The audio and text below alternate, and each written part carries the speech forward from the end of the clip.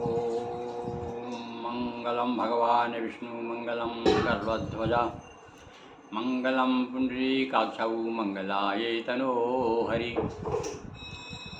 भगवान विष्णु के छठवें अवतार भगवान परशुराम का अवतार जिस तिथि को हुआ उस तिथि को अक्षय तृतीया कहते हैं।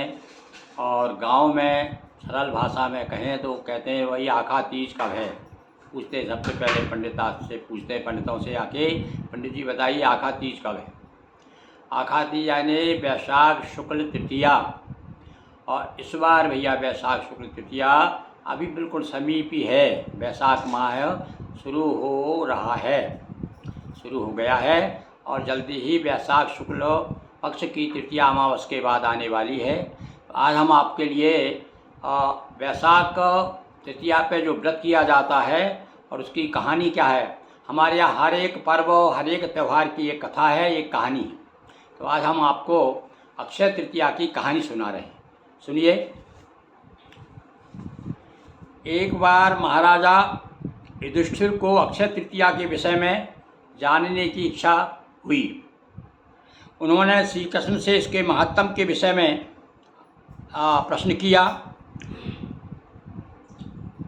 नंदनंदन ने कहा कि हे राजन, जब उन्होंने पूछा कि महाराज आप हमें अक्षय तृतीया की महिमा बताइए, उसकी व्रत की कथा बताइए, तब भगवान कहते हैं कि धार्मिक दृष्टि से यह तिथि अत्यंत ही पुण्यदायिनी है।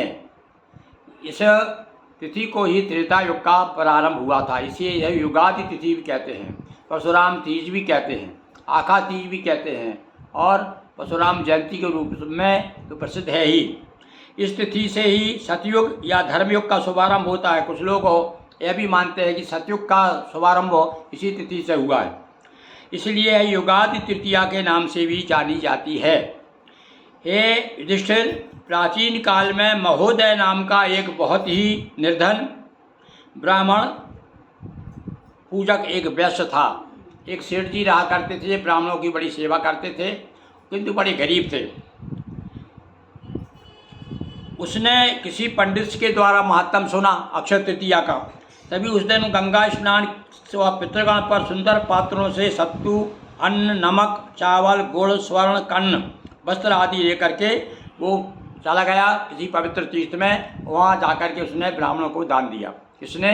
वो जो ब्राह्मण वैसे अधिक धनवान नहीं था, फिर उसने अपनी श्रद्धा के अनुसार कुछ सामग्री एकत्रित की, जैसे कि अन्न है, नमक है, चावल, गुड़ आदि ला करके, और थोड़ा बहुत स्वर्ण भी उसने कहीं से प्राप्त किया।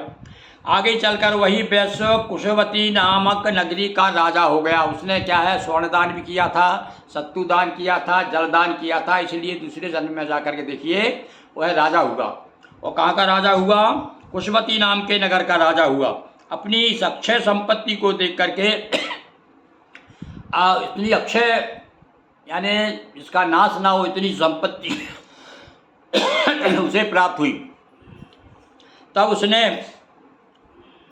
पंडितों को बुलाया, कौन है राजा ने, और पूछा कि महाराज मैंने कौन सा पुण्य किया है बताइए। अभी इस जन्म में तो मैंने कुछ पुण्य किया नहीं।